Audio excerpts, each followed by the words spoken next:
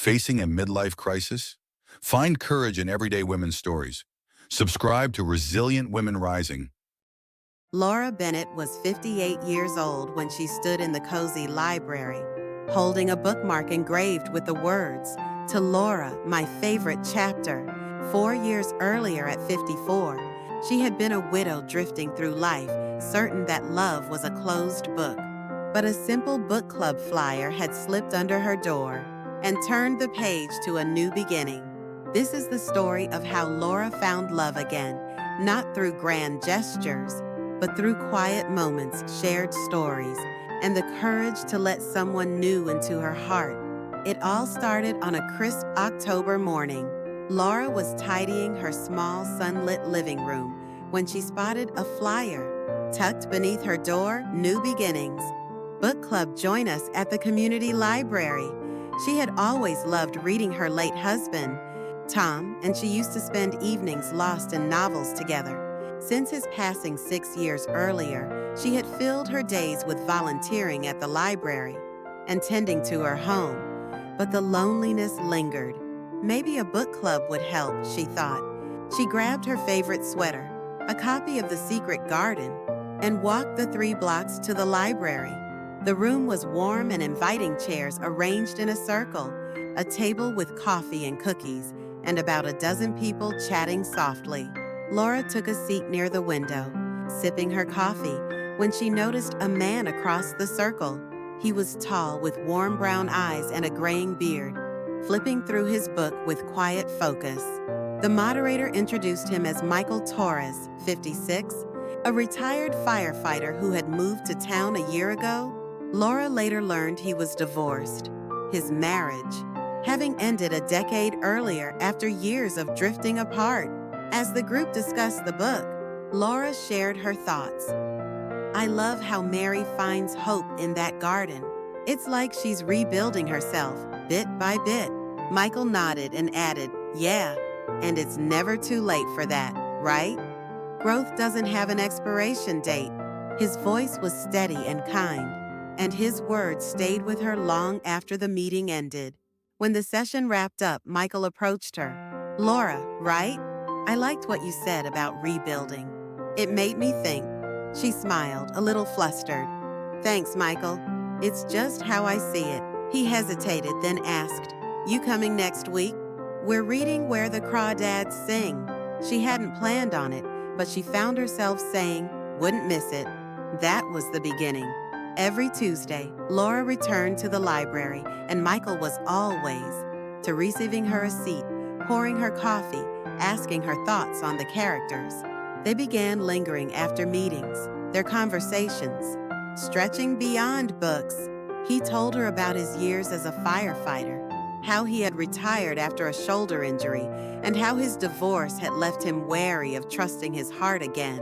She shared about Tom, how his laughter used to fill their home, and how she had been afraid to let anyone new in. One evening, after a discussion about the nightingale, they walked out into the chilly night together. "You ever feel like you're stuck in a story you didn't write?" Michael asked, hands in his pockets. Laura nodded. "All the time. Like I'm waiting for someone to hand me a new pen." He smiled softly. "Maybe we can write one together." Her breath caught. Was he flirting? Was she ready for this? She didn't know, but she didn't pull away when he offered to walk her home. Over the next few months, their connection deepened. They met for coffee outside of book club, took strolls through the park, and even swapped novels with notes scribbled in the margins. Michael was gentle but persistent, slowly chipping away at the walls Laura had built. She began to feel alive, again laughing at his terrible puns, blushing when he brushed her hand. But with every step closer, doubt crept in. Was she betraying Tom's memory? Could she handle the risk of loss again? Then came the challenge. One rainy afternoon, Michael invited her to dinner at his place. "A simple pasta night," he said. She arrived, nervous but excited, and found his small apartment warm and welcoming, with books stacked on every surface. They were halfway through dinner when his phone rang. He glanced at it, frowned, and excused himself. When he returned, his face was tight. "That was my ex-wife," he said. "She's going through some stuff and asked if we could talk. In person." Laura set her fork down, her heart sinking. "Oh, are you going to?" "I don't know," he admitted. "She's struggling and I feel guilty saying no. But I don't want you to think it's anything more than that." She wanted to trust him, but old fears roared to life. "Michael, I can't compete with your past. I've already lost too much." He reached for her hand. "Laura, you're not competing. I'm here with you. I just need to figure out how to close that chapter for good."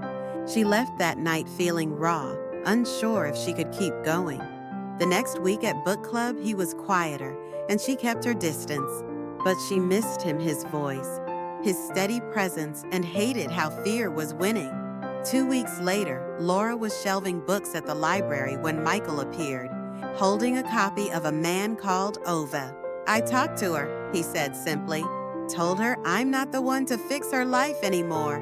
I want this as Laura, if you'll still give me a chance." She stared at him, her throat tight. "Why me, after everything?" "Because you make me believe in second chances," he said. "You're strong even when you don't see it. And I'm better with you."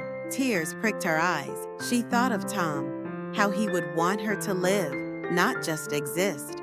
"Okay," she whispered. "Let's write that story."